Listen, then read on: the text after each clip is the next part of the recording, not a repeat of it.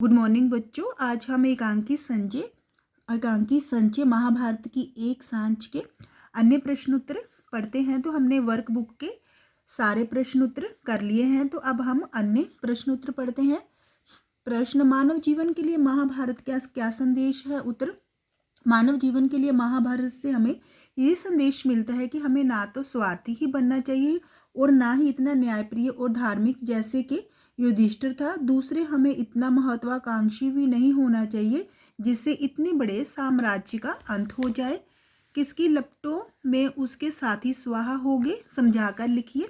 काल की लपटों में दुर्योधन के सभी साथी स्वाहा हो गए थे, अर्थात मारे गए थे। महाभारत के युद्ध में सभी कौरव और उनके साथी एक एक करके मारे जा चुके हैं, केवल दुर्योधन ही जीवित बचा था। कालअग्नि से क्या अभिप्राय है? समझाकर लिखिए। कालअग्नि से यहाँ अभिप्राय वीर गति को प्राप्त करना है। महाभारत में कौरवों की सेना एक एक करके वीर गति कालअग्नि को प्राप्त हो गई। तेरी आहुति लिए बिना, प्रश्न, तेरी आहुति लिए बिना शांत न होगी से आप क्या समझते हैं? स्पष्ट कीजिए। तेरी आहुति लिए बिना शांत न होगी का अर्थ है कि कौरवों की संपूर्ण सेना युद्ध में वीर गति को प्राप्त हो गई थी, परंतु केवल दुर्योधन ही जीवित बचा था। इसलिए यहाँ भीम कहते हैं कि दुर्योधन, जब तक तुम्हारा बलिदान न लेंगे तब तक ये यज्ञ पूर्ण नहीं होगा, अतः ये बलिदान अत्यंत आवश्यक है। प्रश्न, धर्म से क्या अभिप्राय है? स्पष्ट कीजिए। धर्म की परिभाषा बहुत बड़ी है, इसकी व्याख्या करना बहुत मुश्किल है, परंतु यहाँ धर्म का अर्थ पांडवों के पक्ष में है। पांडव धर्म के लिए लड़ रहे थे, इसके विपरीत दुर्योधन अधर्म का प्रतीक है। प्रश्न, क्या दुर्योधन सत्य पथ पर था या कुपथ पर? इस विषय में अपने विचार व्यक्त कीजिए। दुर्योधन कुपथ पर था। कुपथ का अर्थ है बुरे रास्ते पर था। उससे पांडवों को उनके वनवास से लौटने पर उनका राज्य लुटा देना चाहिए था, परंतु उसने पांडवों को 1 इंच भूमि देने से भी इनकार कर दिया और युद्ध का रास्ता साफ कर दिया, जिसमें उसके अपने कौरव वंश तथा सगे संबंधियों के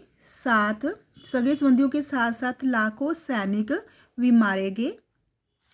प्रश्न, वीर पुरुष की क्या पहचान है? इस विषय पर अपने विचार व्यक्त कीजिए।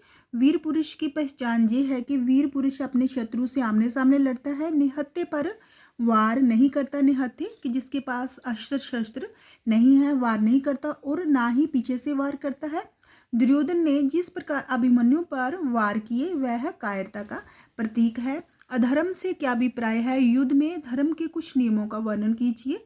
तो अधर्म का अर्थ है धर्म का त्याग। युद्ध में धर्म के नियम इस प्रकार है: दुश्मन पर पीछे से वार ना करना, निहत्थे पर वार ना करना, आपस में आमने सामने लड़ना, घायल व्यक्ति पर वार ना करना, एक आदमी से एक बार ही आमने सामने लड़ना, युद्ध के नियत नियमों का उल्लंघन ना करना। नियत कि जो नियम युद्ध के लिए तय किए गए हैं उन नियमों का उल्लंघन ना करना। प्रश्न, सुयोधन कहकर किसको संबोधित किया गया है? उत्तर, दुर्योधन को ही संबोधित करके कहा गया है। प्रश्न, जयध्वनि से आप क्या समझते हैं? लिखिए।